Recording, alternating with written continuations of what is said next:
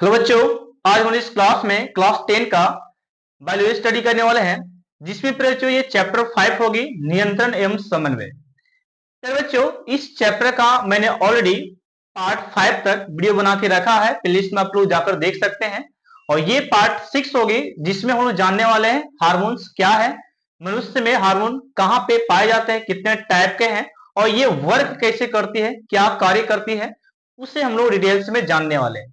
और फिर बच्चों, ये एग्जाम के नजर से देखा जाए तो इस टॉपिक के बारे में, मनुष्य के बारे में हार्मोन जो है, ये आपको वेरी वेरी इंपॉर्टेंट है एग्जाम में आने के चांसेस, और ऑब्जेक्टिव तो 100% इससे बनते हैं। तो इसलिए प्यारे बच्चों, इस वीडियो को स्किप मत करना, ये आपके बोर्ड के लिए बेहतर होने वाला है। और मेरे प्यारे बच्चों, यदि आप लोग चैनल पर पहली बार विजिट किए हैं तो चैनल को सब्सक्राइब, लाइक एंड शेयर कर देना, ताकि मैं आपको और अच्छे अच्छे वीडियो प्रोवाइड करा सकूं एग्जाम तक बच्चे। तो चलते वीडियो को स्टार्ट करते हैं। आज की जो सेशन है, हार्मोन क्या होती है। ओके, तो मैंने यहां पर लिखा है बच्चों, सबसे पहली बात कि रासायनिक नियंत्रण एवं समन्वय। फिर बच्चे, इसके मैंने पार्ट 5 वीडियो में, मैंने पहले के जो 5 वीडियो था उसमें डिस्कस कर दिया है तंत्रिकीय समन्वय और नियंत्रण के बारे में, क्या होता है, समन्वय क्या है, नियंत्रण क्या है। ये पार्ट 5 तक आप अच्छे तरीका से जानेंगे कि क्या है बच्चे, आप लोग जाकर देख सकते हैं। आज हम जो तरीका अपनाने वाले हैं जो हार्मोन के बारे में, वो कैसे कार्य करती है, तो वो रसायन एक तरफ से बच्चे, जो हार्मोन है वो हम लोग के अंदर है, उसे हम लोग रासायनिक बोल रहे हैं, रासायनिक यौगिक बोल सकते हैं। ओके, वो जो हार्मोन है उसे रासायनिक यौगिक हम लोग कह सकते हैं। और इस रासायनिक यौगिक के द्वारा हम लोग में, यानी कि मनुष्य में बच्चों, नियंत्रण यानी कंट्रोल, समन्वय यानी कोऑर्डिनेशन कैसे होती है, इसके बारे में हम लोग जानने वाले हैं। तो देखिए बच्चों, जैसा कि पहले हम लोग हार्मोन के बारे में समझ लेते हैं, हार्मोन क्या है। तो बच्चों, मैंने यहां पे लिखा है हार्मोन के बारे में डिफिनेशन, थोड़ा सा इसका लिख सकते हैं कि जंतुओं में नियंत्रण एवं समन्वय के लिए एक विशेष रासायनिक यौगिक होती है जिसे हार्मोन कहा जाता है। मैंने प्यारे बच्चों ये बोला कि जंतुओं में, यानी कि मनुष्य में भी बोल सकते हैं, मनुष्य में नियंत्रण एवं समन्वय के लिए विशेष विशेष रासायनिक यौगिक होती है जिसे हार्मोन्स कहा जाता है। कहने का मतलब ये हो गया कि नियंत्रण क्या करेगा, जैसे कि हम लोगों में वृद्धि होता है और एक समय तक जाकर रुक जाता है, तो इसको कंट्रोल कौन करता है, तो हार्मोन करता है। तो इस तरीका का कंट्रोल हम लोग देखने वाले हार्मोन के द्वारा। समन्वय कहने का मतलब, जैसे कि मैं बात आपको यहाँ पे समझा रहा हूं, आप समझ पा रहे हैं, तो इसमें जो संबंध स्थापित हो रहा आप में और हम में, बोलने के बीच में, देखिए हाथ और मुंह के बीच में संबंध स्थापित हो रहा है बोलने और बताने की, तो इस संबंध को हम लोग समन्वय का नाम देते हैं बच्चे। ओके, तो चलिए, काफी डिटेल्स में इसके बारे में मैंने बता रखा पीछे में, ये तो डिफिनेशन मैंने बता दिया। अब ये बात सर आई हार्मोन के बाद कि आखिर में मनुष्य में जो हार्मोन है ये कहां पे पाई जाती है। ये बात है ना, कहा जाता है कि किसी व्यक्ति का कहीं ना कहीं पे तो उसका आवास जरूर होता है, घर जरूर होता है बच्चों। इसी प्रकार हमारे बॉडी में जो हार्मोन है वो कहीं ना कहीं तो स्थित है, कहीं ना कहीं स्थित है, कहीं पर तो ये जरूर है। तो जहां पे हार्मोन स्थित है, जहां से ये निकलना स्टार्ट होती है, स्त्रावित होती है बच्चों, उस जगह को हम लोग एक नाम देते हैं अंतःस्त्रावी ग्रंथियां बच्चे। उस जगह को मैंने क्या बोला, उस जगह को मैंने बोला अंतःस्त्रावी ग्रंथियां बच्चे। यानी कि शरीर के जिस ग्रंथि से हार्मोन स्त्रावित होती है, यानी कि बहती है, उस ग्रंथि को अंतःस्रावित ग्रंथियां कहते हैं। कहने का मतलब ये हो गया बच्चों, मैं ये फिर से समझाना चाहता हूं कि हार्मोन हम लोग को जिस अंग से निकल रहा है, जिस ग्रंथि से निकल रहा है, उस जगह को फिर बच्चे, उस जगह को मैंने नाम दिया अंतःस्रावित ग्रंथि। और ये कई टाइप से हम लोग ग्रंथि को देखने वाले हैं, आप मेरे वीडियो में लगे रहिए, ठीक ना। चलिए, जैसे कि डिफिनेशन दोनों को हो गया, इसका और इसका। अब इसे एक और नाम से मैंने लिखा है कि ये अंतःस्रावी जो ग्रंथि है बच्चों, इसे नलिका वाहिनी ग्रंथि भी कहा जाता है। इसे एक और नाम से जाने क्या, इसे नलिका वाहिनी ग्रंथि भी कहते हैं बच्चों। ओके, दो नाम हो गया। ओके, अब यहां मैंने लिखा है मनुष्य। तो बच्चों, अब मनुष्यों में देखिएगा हार्मोन कितने प्रकार से, कितने ग्रंथियां मनुष्य में, वो हम आपको बताते हैं। देखिए, जैसे कि मनुष्य में अंतःस्रावी तंत्र जो है, अंतःस्रावी ग्रंथि जो है, कई टाइप से पढ़ने के लिए मिलेगा। जैसे कि पहला आपका यहाँ पे मैंने लिखा, पहला जो ग्रंथि का नाम है पिट्यूटरी ग्रंथि, और दूसरा आपका थायराइड ग्रंथि, और तीसरा पाराथायराइड ग्रंथि, और चौथा आपका है एड्रीनल ग्रंथि, और पांचवा अग्नाशय की लैंगरहैंस की दीपिका है, और छठा आपका जनन ग्रंथि है। ये सभी ग्रंथियों को हम लोग एक एक करके स्टडी करने वाले, जानने वाले इसके बारे में, और ऑब्जेक्टिव डीपली से जानेंगे फिर बच्चों। ओके, तो वीडियो को लास्ट तक जरूर बने रहिएगा। तो सबसे पहले ग्रंथि की बात करते हैं, पिट्यूटरी ग्रंथि को। तो पिट्यूटरी ग्रंथि को मैं एक और बात बता दूं आपको बच्चे, तो पिट्यूटरी ग्रंथि को मास्टर ग्रंथि भी कहा जाता है। क्यों कहा जाता है, इसका रीजन भी है, क्योंकि जो पिट्यूटरी ग्रंथि जो है अन्य ग्रंथियों को ये कंट्रोल करती है। जैसे कि मेन हेड होता है ना, वो कुछ और वर्क कर रहा है।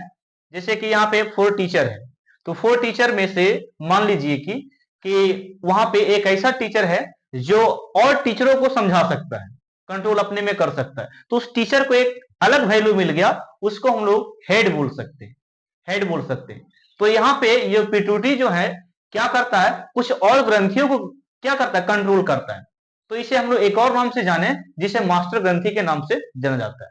यानी कि आपसे सवाल होगा कि पिट्यूटरी ग्रंथि को मास्टर ग्रंथि क्यों कहा जाता है, तो फिर ऐसे बोल सकते हैं कि पिट्यूटरी ग्रंथि और ग्रंथियों को कंट्रोल करती है, नियंत्रण करती है, इसलिए पिट्यूटरी ग्रंथि को मास्टर ग्रंथि कहा जाता है। बात समझ में आई। अब यहाँ पे आगे बढ़ते हैं थोड़ा सा। ये जो पिट्यूटरी ग्रंथि जो है बच्चों, कहता है कि कपाल में, कपाल की स्फेनॉइड हड्डी में स्थित है। ये कपाल जो देख ही रहे हैं, ये वाला, ये कपाल जो है, ये वाला कपाल जो है, तो ये जहां पे बिंदी यहाँ पे लगाती है ना, देखिए यहाँ पे महिला लोग यहाँ पे, तो ये कपाल में बोल सकते हैं। यहाँ पे ये जो कपाल है, यहाँ पे स्थित होता है पिट्यूटरी ग्रंथि। ओके, और यहाँ पे एक हड्डी है, जिस हड्डी का नाम है स्फेनॉइड हड्डी बच्चे। इसी हड्डी में स्थित है कौन, पिट्यूटरी ग्रंथि बच्चे। ओके, चलिए ये जान गए। आगे मैंने दूसरे तीर में लिखा है कि मस्तिष्क के मध्य से संबंध रखता है कौन, पिट्यूटरी। तो मस्तिष्क के मध्य से संबंध रखता है पिट्यूटरी ग्रंथि, ये बात लिख लीजिए। और आगे यहां पे मैंने लिखा कि इसे मास्टर ग्रंथि भी कहा जाता है।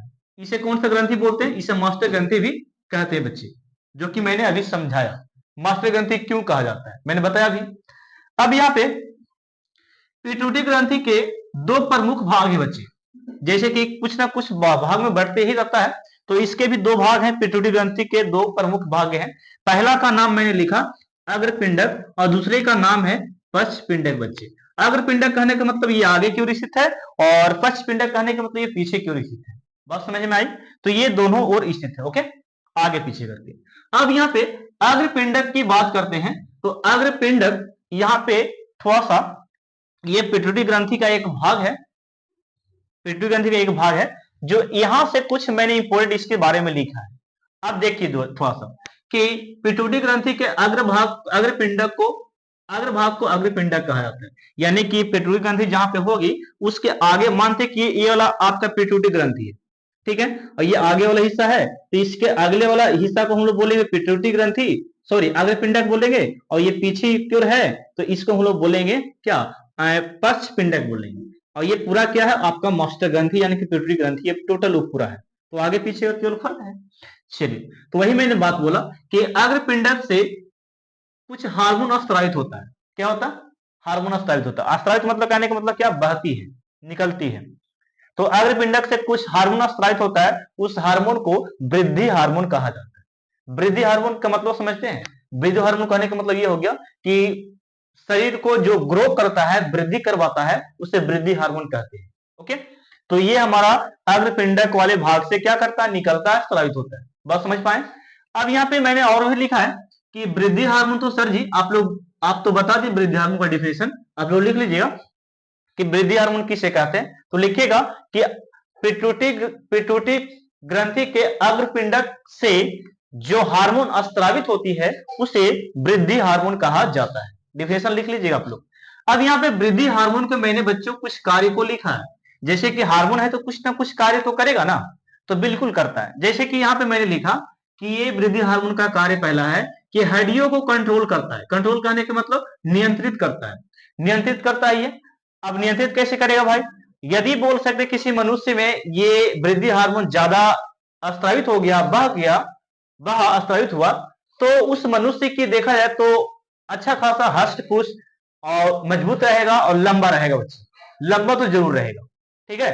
तो उसमें हड्डी के बोल सकते कि कंट्रोल करने का जो जिम्मा है वो वृद्धि हार्मोन का जाता है। एक समय तक जाके रुकेगा, ये ना कि बढ़ते ही लंबा हो जाएगा, ऐसा बात नहीं है। ठीक है, मांसपेशिया की बात करते हैं तो मांसपेशियों को भी कंट्रोल करता है। अब जिस तरीका से उसका शरीर बढ़ रहा है उसका मांसपेशियां भी बढ़ेगी, तो उसको भी कंट्रोल करता, लिमिट में रखता है। ये ना कि किसी मनुष्य का एक हाथ में मांस इतना फेंक दिया और एक हाथ में इतना पतला है, तो ऐसे नहीं, लेवल में कंट्रोल में करके इसको लेकर चलना पड़ता है। और ये कार्य को निभाता है कौन, तो ये वृद्धि हार्मोन करता है। बात समझ पाए? तो ये दो कार्य को, हड्डियों को कंट्रोल कर रहा है और मांसपेशियों को कंट्रोल कर पा रहा है, यानी कि नियंत्रित कर पा रहा है। आगे चलते हैं, कुछ टॉपिक मैंने लिखा स्टार पॉइंट में यहाँ पे कि बृहत्ता एवं जायगेटिज्म। बच्चे, बृहत्ता और जायगेटिज्म क्या है, इसका इंग्लिश वर्ड हो गया जायगेटिज्म। ये आखिर है क्या, वो मैं बताता हूं। जैसे कि मैंने लिखा यहाँ पे कि मनुष्य में वृद्धि हार्मोन कभी कभी अधिक स्त्रावित हो जाती है। मैंने ये लिखा कि मनुष्य में वृद्धि हार्मोन कभी कभी अधिक स्त्रावित स्त्रावित स्त्रावित हो जाती है, जिससे हड्डी भारी और मोटी हो जाती है। अगर मनुष्य में क्या हो बच्चों कि वृद्धि हार्मोन सबसे ज्यादा स्त्रावित हुआ, निकला बाहर, तो उस स्थिति में उस मनुष्य का जो हड्डी होगा मजबूत भी होगा और मोटा भी होगा और भारी हो जाएगा, चलने में दिक्कत होगी उसको। तो ऐसी स्थिति में, उस ऐसी अवस्था में बच्चों, ऐसी अवस्था को हम लोग जानते हैं क्या बोलते हैं, ऐसी अवस्था को बृहत्ता बृहत्ता या जायगैटिज्म कहते हैं बच्चों। ओके, यदि ऐसा कोई मनुष्य दिखे आपको कि उसका पैर मोटा है, हड्डी मजबूत है, तो ऐसे स्थिति को बोल सकते उसको क्या है, तो उसको बृहत्ता हुआ है। क्या बृहत्ता, उस इस अवस्था को बोल सकते हैं। वो जो अवस्था है ना, उस अवस्था को हम लोग बृहत्ता बोलेंगे या जायगैटिज्म बोलेंगे। ओके, चलिए आगे बढ़ते हैं। उसकी हड्डी भारी और मोटी हो जाएगी। अब सवाल ये भी उठता है कि सर, लंबा के बारे में, मजबूती के बारे में तो बता दी, कुछ हानि भी इसका हो जाए। तो हानि ये है फिर बच्चों, इसका वृद्धि हार्मोन का हानि भी है, ये तो लाभ हो गया। ठीक है, कोई हष्ट पुष्ट दम अच्छा खासा रहेगा, जिसमें हार्मोन आस्थानिक वृद्धि हार्मोन बहेगा ज्यादा, और जिसमें कम बहेगा उसका हानि भी देखिए। तो देखिए मैंने यहाँ पर लिखा बौनापन। बौनापन कहने का मतलब, कहीं कहीं पे देखे होंगे मनुष्य में, क्या किसी बच्चे को देखे होंगे, तो वो क्या होता है, बौनापन रहता है। ये कहने का मतलब ज्यादा उसका जो लंबाई है वो खींच नहीं पाता, बढ़ नहीं पाता। तो इस रीजन से उसको हम लोग बोलते हैं कि बौनापन उसमें है। तो अब इसको रीजन क्या है आपको कि ये पता है कि बौनापन उसमें आखिर क्यों हुआ, तो जानिए। यहां पर देखिए मैंने लिखा है कि वृद्धि हार्मोन के कम स्रावित से मनुष्य में वृद्धि रुक जाती है। यानी किसी मनुष्य में यदि वृद्धि हार्मोन कम स्रावित होता है, कम बहती है, तब उस मनुष्य की वृद्धि का होता है, रुक जाता है, और ऐसी स्थिति को हम लोग बोलते हैं बौनापन। बात समझ पाए? तो बौनापन क्या है आप लोग लिख लीजिएगा कि मनुष्यों में वृद्धि हार्मोन का स्त्राव कम होने से मनुष्य का वृद्धि रुक जाती है, और ऐसी अवस्था को फिर ऐसी स्थिति को हम लोग बौनापन कहते हैं। बात समझ में आया? और हम लोग इसके बारे में और कुछ भी जानेंगे वृद्धि हार्मोन के बारे में या इसके बारे में, तो अभी इसको यहीं पे रह देते हैं। इस स्लाइड को आप लोग इसके स्क्रीनशॉट एक बार लो, मैं अगले स्लाइड में आपको समझाने वाला हूं। ठीक है, इसका स्क्रीनशॉट लीजिए। तो बच्चों अब हम लोग सेकंड स्लाइड में और भी हार्मोन्स के बारे में स्टडी करते हैं और ग्रंथि के बारे में। फिर बच्चे यहाँ पे मैंने लिखा अग्रपिंडक, और ये वाला भाग जो था अभी मैंने पीछे पढ़ाया था, उसी का ये भाग है जिसे हम लोग अग्रपिंडक का नाम दे रहे हैं। तो ये अग्रपिंडक के बारे में मैंने अभी बताया कि किस तरह के हार्मोन को स्रावित करता है। इसमें वृद्धि हार्मोन क्या हो रहा था, स्रावित हो रहा था, बह रही थी। तो फिर बच्चों यहाँ पे एक बात और मैं यहाँ पे आपको बता दूं कि ये जो हार्मोन, ये जो पिंडक है, जो पिट्यूटरी ग्रंथि का जो भाग है पहला, ये जो अन्य हार्मोन को क्या करता है, अन्य हार्मोन को भी निकालता है, स्रावित। जैसे कि अभी मैंने बताया था वृद्धि हार्मोन के बारे में, लंबाई को क्या करता है, वृद्धि ग्रो करने में सहायक है यदि ज्यादा बहता है तब, और कम बहेगा तो बौनापन हो जाएगा, ये मैंने बताया अभी। लेकिन फिर बच्चों वृद्धि हार्मोन के अलावा अन्य हार्मोन भी ये क्या करता है, निकालता है। पिट्यूटरी क्या करता है, अन्य हार्मोन को क्या करता है, निकालता है।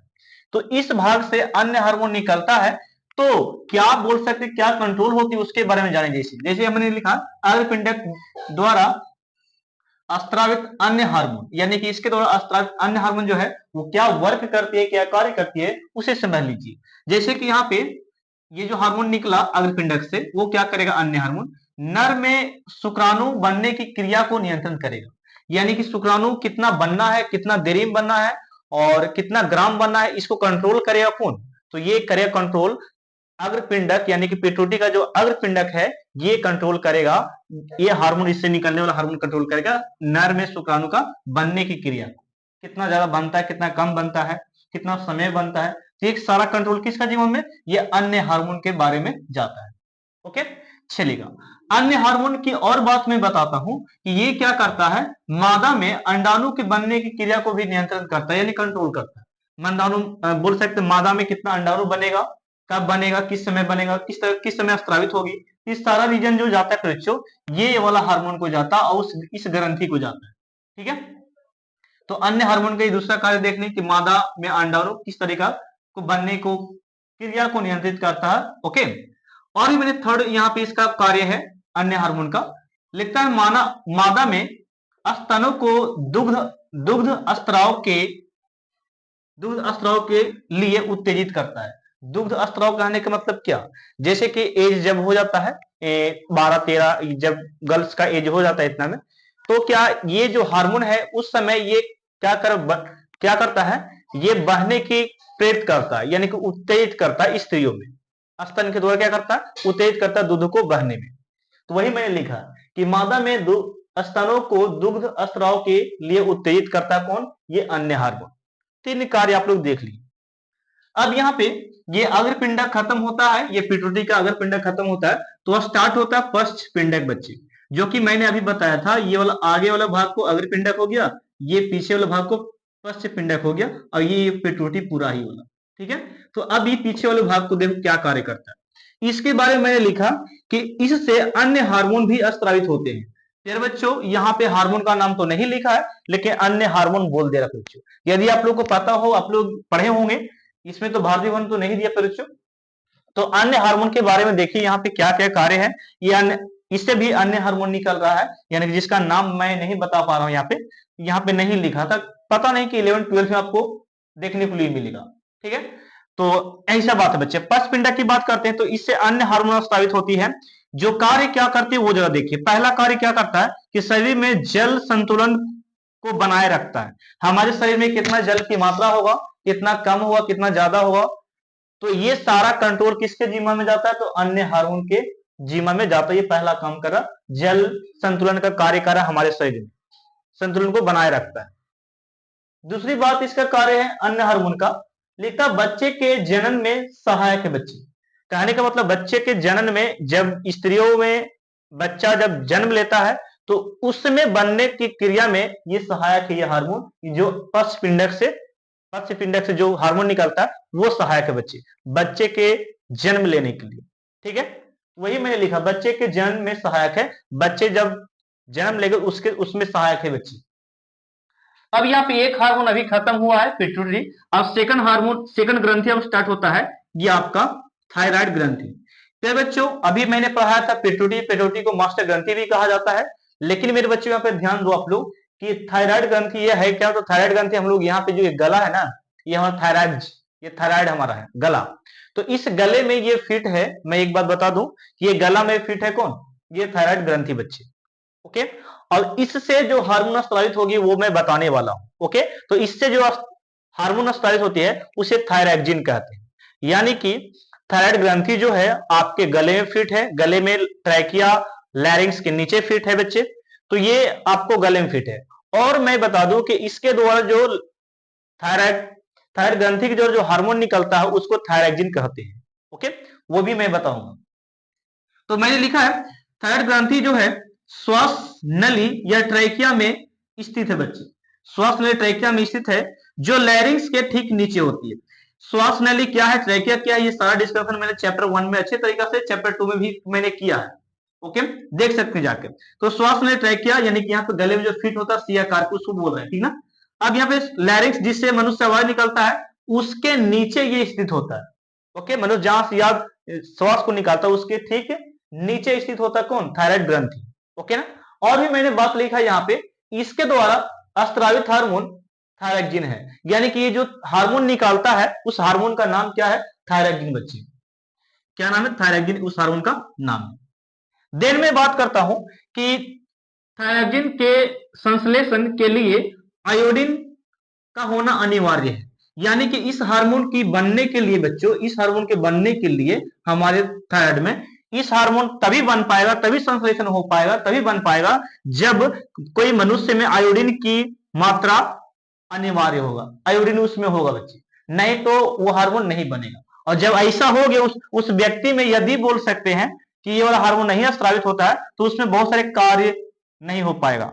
जैसे कि यहाँ पे मैंने यहाँ पे लिखा, ये वर्क कहाँ पे कर रही, तो देखिए यहाँ पे वर्क मैंने लिखा है, ठीक है। जैसे कि कार्बोहाइड्रेट का नियंत्रण नहीं हो पाएगा, प्रोटीन का नियंत्रण नहीं हो पाएगा, वसा का नियंत्रण नहीं हो पाएगा जिस मनुष्य में यदि ये हार्मोन नहीं स्रावित होता है।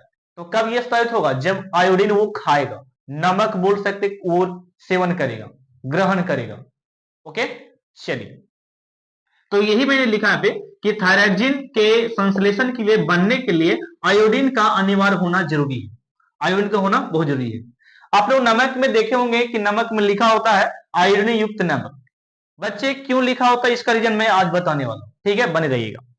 आगे चलते हैं, आगे के टॉपिक में लिखा यहाँ पे 13 कि थायरॉक्सिन जो ये हार्मोन है, थायरॉक्सिन हार्मोन में आयोडीन की मात्रा अधिक होती है।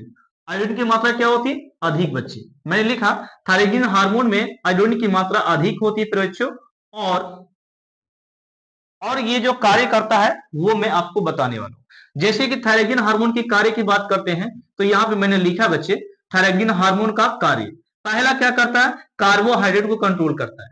कार्बोहाइड्रेट कहने का मतलब क्या, जैसे कि हम लोग पोषक तत्व तो रोटी को ग्रहण करते हैं, खाते हैं, और चावल ग्रहण करते हैं, तो इससे जो पोषक तत्व मनुष्य को मिलता है वो कार्बोहाइड्रेट रहता है। तो कार्बोहाइड्रेट को कंट्रोल कौन करता है, कंट्रोल कौन करता है, तो कंट्रोल करता है थायरॉक्सिन। जो ये कहां से बहता है, तो ये थायराइड ग्रंथि से निकलता है। ओके, वही कंट्रोल करता है। दूसरा कार्य क्या है, तो प्रोटीन को भी बच्चे, प्रोटीन को भी ये क्या करता है, कंट्रोल करता है। और प्रोटीन ये कहां से बच्चे, ये कहां से हम लोग प्राप्त होता है, तो प्रोटीन जब हम लोग चना हम लोग खाते हैं, दाल खाते हैं, मूंग खाते हैं, मसूर खाते हैं, और भी मटर खाते हैं, तो ये सारा खाते हैं तो हम लोग को प्रोटीन मिलता है। और प्रोटीन को कंट्रोल करने का जिम्मा जाता है किस हार्मोन को, तो ये थायरॉक्सिन करता है। ओके, वसा की बात करते हैं तो उसी वही बात है कि हम लोग तिलहन चीज खाते हैं तो हम लोग को वसा मिलता है, फैट मिलता है। तो इसको कंट्रोल करने का है ना कि ज्यादा मिले या कम मिले, या हमारे बॉडी की जितना क्षमता है उतना होना चाहिए। इससे ज्यादा एवब हो गया तो हम लोग को कुछ ना कुछ तो बीमारी होना जरूरी है। तो इसको कंट्रोल करने के लिए जो हार्मोन होती है वो आपका थायरॉक्सिन हार्मोन है बच्चों। तो कितना अच्छा वर्क कर रही है, ये काम कर रही है, जो कि यदि बोल सकते बॉडी के अंदर ये नहीं बने, ये हार्मोन नहीं बने या कम बने, तो इतना सारे पदार्थ को ये कंट्रोल कर नहीं पाएगा। जब कंट्रोल नहीं कर पाएगा तो हमारा बॉडी एक संतुलन स्थिति में नहीं रहेगा, और जिसके वजह से हम लोग बीमार भी पड़ सकते हैं। तो हार्मोन का ये बड़ा रीजन होता है हम लोग को रहने में, हम लोग को बॉडी में रहने में, उत्पन्न होने में, ठीक है। आगे मैंने लिखा है घेंगा या गलगंड, ये आखिर है क्या। फिर बच्चों किसी किसी मनुष्य में देखे होंगे कि गलगंड या घेंगा घेंगा निकल आता है, ठीक है। ये कैसे निकल आता है उसे मैं आज बताने वाला हूं, देखिएगा। जैसे कि मैंने लिखा, मनुष्य में कभी कभी थायरॉक्सिन के कम या ज्यादा बनने से ये जो थायराइड ग्रंथि है, देखिएगा ये वाला, ये जो थायराइड ग्रंथि है, कभी कभी बच्चे ये फूल जाता है। क्या होता है, फूल जाता है। किस रीजन से फूलता है, किस रीजन से ये बढ़ जाता है, वो जरा देखिए। तो रीजन ये है कि मनुष्य में कभी कभी थायरॉक्सिन जो हार्मोन है कम या ज्यादा बढ़ाने से, कम या ज्यादा करने से, कभी कभी क्या होता है, कम या ज्यादा करने से थायरॉक्सिन ग्रंथि जो है वो बढ़ जाती है। और बढ़ जाती है तो जो रोग उत्पन्न हो जाता है उस रोग को हम लोग बोलते हैं घेघा या गलगंड कहते हैं। जो वो बढ़ जाती है ना, वो निकल जाता है, जो उसको हम लोग क्या बोलते हैं, घेघा या गलगंड कहते हैं। इसको से बचाव करने के लिए, घेघा से बचाव करने के लिए हम लोग क्या करते हैं, तो हम लोग बच्चों यहाँ पे एक वर्क करते हैं। जैसे कि हम लोग आयोडीन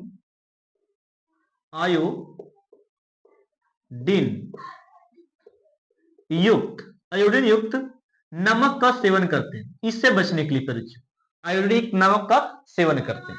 आप लोग देखे होंगे कि जब नमक हम लोग सेवन करते हैं, ऐसे तो अनपढ़ तो जानता नहीं होगा, तो मैं इसलिए बता दूं परीक्षा कि नमक में लिखा था आयोडीन युक्त नमक, यानी कि उसमें आयोडीन युक्त नमक लिखा रहता है। क्यों लिखा रहता है, तो उसमें एक पदार्थ को डाला जाता है। जब नमक बनती है, फैक्ट्री में बनती है, तो उस समय उसमें एक पदार्थ को मिला जाता है, उस पदार्थ का नाम है पोटेशियम आयोडाइड, के आई, इसको मिलाया जाता है। ओके, के आई को मिलाया जाता है, इसको मिलाया जाता है। और केमिस्ट्री में और इसका दूसरा नाम भी बता दूंगा, अभी मुझे पता नहीं है, लेकिन फर्स्ट नाम याद रखिएगा, पोटेशियम आयोडाइड बच्चे। इस वाले पदार्थ को नमक में मिला दिया जाता है, तब नमक क्या हो जाता है, आयोडीन युक्त हो जाता है, और जिसको खाने से हम लोग में ये बीमारी नहीं हो पाता है। ठीक है, तो बहुत अच्छा ही है। आगे चले, आगे लिखा आपका पाराथायराइड ग्रंथि। ये आखिर है क्या बच्चे? मैंने अभी दो ग्रंथि के बारे में डिस्कस किया, ये आपका तीसरा है आपका ग्रंथि। तो ये कहता है कि ये मटर की तरह होता है बच्चे, ये मटर की तरह होता है पाराथायराइड ग्रंथि, और ये पीला युक्त होता है। पीला युक्त कहने का मतलब क्या हो गया कि इसका थोड़ा सा रंग जो होगा पीला होगा, पीला युक्त होगा, ठीक, ज्यादा नहीं होगा लेकिन पीले युक्त जैसा दिखेगा। तो दो चीज इसको मैं सीखे, मतलब थायराइड ग्रंथि में, थायराइड ग्रंथि होता है मटर की जैसा है, और ये पीले युक्त होती है, और ये जो थायराइड के पीछे होती है बच्चे। और थायराइड के बारे में मैंने बताया था, इस ग्रंथि के बारे में मैंने बताया, तो ये हमारे गले में फिट है, ट्रैकिया और श्वास नली में बच्चे फिट है, और लैरिंक्स से ठीक नीचे है। तो उसी के पीछे एक और ग्रंथि है, जिस ग्रंथि को हम लोग नाम बोलते हैं पाराथायराइड ग्रंथि। देखिए मैंने लिखा कि ये थायराइड ग्रंथि के ठीक पीछे स्थित होती है। तो ये सारी बातें आप इस हार्मोन के, इस ग्रंथि के बारे में जानें। अब ये ग्रंथि से, इस ग्रंथि से जो निकलता है हार्मोन, वो क्या कंट्रोल करता है उसके बारे में जान लीजिए। जैसे कि मैंने यहाँ पर लिखा बच्चे, ये वर्क क्या करती है, वर्क करता है, इसके द्वारा जो हार्मोन निकलेगा, ये पाराथायराइड के द्वारा जो हार्मोन निकलेगा, वो काम क्या कर रहा है वो जरा देखिए, वो देखो काम क्या करता है। इसके द्वारा अस्त्रावित, मतलब बहते हुए हार्मोन, अस्त्रावित हार्मोन रक्त में कैल्शियम की मात्रा को कंट्रोल करता है। रक्त में कितना कैल्शियम की मात्रा होगा, बढ़ेगा कि घटेगा, या लेवल में रहेगा, तो इसको संतुलित रखने के लिए, उसको संतुलित करने के लिए इसके द्वारा जो हार्मोन निकलता है वो कंट्रोल करके रखता है। यानी कि पाराथायराइड के द्वारा एक ऐसा हार्मोन निकलता है, स्रावित होता है, जो रक्त में कैल्शियम की मात्रा को कंट्रोल करता, नियंत्रित करता है। ओके, चलिए बात समझ में आई अच्छे तरीके से बच्चे? आप लोग लिखिए।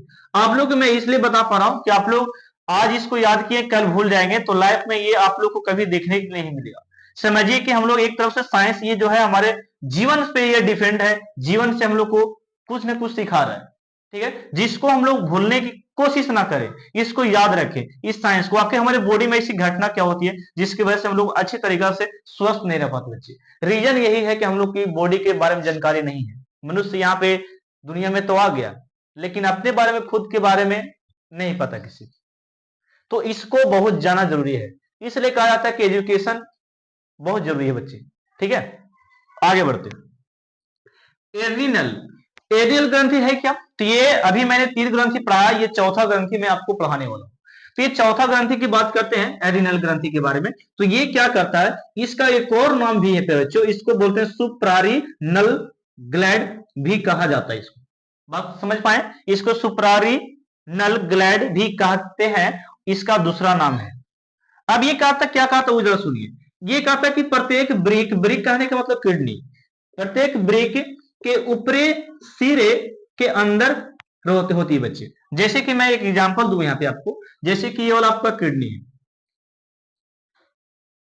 ठीक है, ये वाला किडनी है, ये वाला, ठीक है, ये आपका किडनी है। तो कहता है कि प्रत्येक ब्रिक, यानी कि दोनों किडनी, एक किडनी और मैं पढ़ देता हूं, एक ये वाला किडनी। तो ये दोनों किडनी की बात करते हैं, यहां पे बात करते हैं, ये दोनों किडनी की बात करते हैं। तो ये किडनी पर बच्चों ये होता है कि कहता है कि ये एड्रिनल ग्रंथि जो है, प्रत्येक ब्रिक के ऊपरी सिरे, मानते हैं कि ये वाला जो ऊपरी सिरा ये वाला है, ऊपर सिरा ये वाला, ऊपर सिरा ये वाला, ऊपर सिरा है प्रत्येक ऊपर वाला। तो ऊपरी सिरे के अंदर, ऊपरी सिरे के अंदर देखिए वाला, ऊपरी सिरे के अंदर देखो, अंदर वाला भाग ये वाला हो गया, ये वाला भाग, ये ऊपर वाला हो गया, ये वाला अंदर वाला भाग हो गया, ये ऊपर वाला, ये वाला अंदर वाला हो गया। तो यहीं पे स्थित होता है ये वाला एड्रिनल ग्रंथि, किडनी के ठीक नीचे, किडनी के ऊपर सिरे के अंदरूनी भाग में अंदर होता है। ठीक है, जैसे किडनी ऐसे है ना, तो ये वाला ऊपर वाला सिर हो गया किडनी का, लेकिन यहाँ पे स्थित होगा कौन, तो ये होगा एड्रिनल ग्रंथि। बात समझ में आई? आगे चलते हैं। तो एड्रिनल कहता बच्चों, एड्रिनल कहता हमसे कि हम भाई 2 भागों में बटे हैं। कितने भाग में? एड्रिनल 2 भागों में बटा है। फर्स्ट वन की बात करते हैं, तो पहला का कॉर्टेक्स कहा जाता है, क्योंकि ये बाहर क्यों रहता है, कहां रहता है, किडनी के बाहर क्यों रहता है, ये इसे हम लोग क्या बोलते हैं, कॉर्टेक्स। ये बाहर वाला भाग है, जिसे कॉर्टेक्स, एड्रिनल के बाहरी भाग को हम लोग क्या बोलते हैं, कॉर्टेक्स बोलते हैं, और एड्रिनल के अंदरूनी भाग को हम लोग क्या बोलते हैं, मेडुला कहते हैं। तो बात को थोड़ा सा ध्यान दीजिए, मैं बाहर अंदर की थोड़ा सा फिर से मैं बता दूं कि एड्रिनल ग्रंथि जो है, यहाँ पर जो है ग्रंथि, यहाँ पे एड्रिनल ग्रंथि जो यहाँ पे है ये वाला, वही बोलता है कि मानते हैं कि यहाँ पे किडनी में एड्रिनल ये वाला है, ये एड्रिनल ये वाला है, तो ये वाला हो गया बाहर वाला। एक अंदर भी जो भाग है उसको मेडुला कहते हैं, यानी कि एड्रिनल के अंदर, एड्रिनल ये वाला है, इसके अंदर वाला भाग को मेडुला कहते हैं, लेकिन इसके ऊपर वाले भाग को हम लोग कॉर्टेक्स कहते हैं। जैसे कि आपको मैं बता दूं फिर से मैं यहाँ पे कि ये है किडनी, किडनी है तो यहाँ पे मान लेते कि ये है आपका, ये आपका हो गया ग्रंथि, ये ग्रंथि का नाम है आपका एड्रिनल। कहा गया, एड्रिनल ये ग्रंथि है, किडनी के अंदरूनी भाग में ये स्थित है। अब फिर बच्चों बात है कि एड्रिनल दो भागों में बटल है सर जी, तक कैसे, तो इसलिए कि ये ऊपर वाला हिस्सा जो, ये ऊपर वाला जो हिस्सा है उसको कॉर्टेक्स कहा गया, बाहरी हिस्सा को, और अंदर में जो एड्रिनल का ये जो भाग है उसको मेडुला कहा गया। तो ये दो भाग इसके प्रमुख भाग हैं, जो कि दोनों अपने अपना कार्य को भी करेंगे। ठीक है, तो इसे एक बार आप स्क्रीनशॉट लो। आप लोग को वीडियो अच्छा लग रहा हो तो मुझे भी अच्छा लगता है पढ़ाने में, आप लोग वीडियो को शेयर कर दिया करो, ठीक ना। चलिए हम लोग मिलते हैं हम लोग नेक्स्ट इसके स्लाइड में, वो लास्ट स्लाइड होगा और बेहतरीन होने वाला है, इसे आप एक बार स्क्रीनशॉट ले लीजिए, ठीक ना।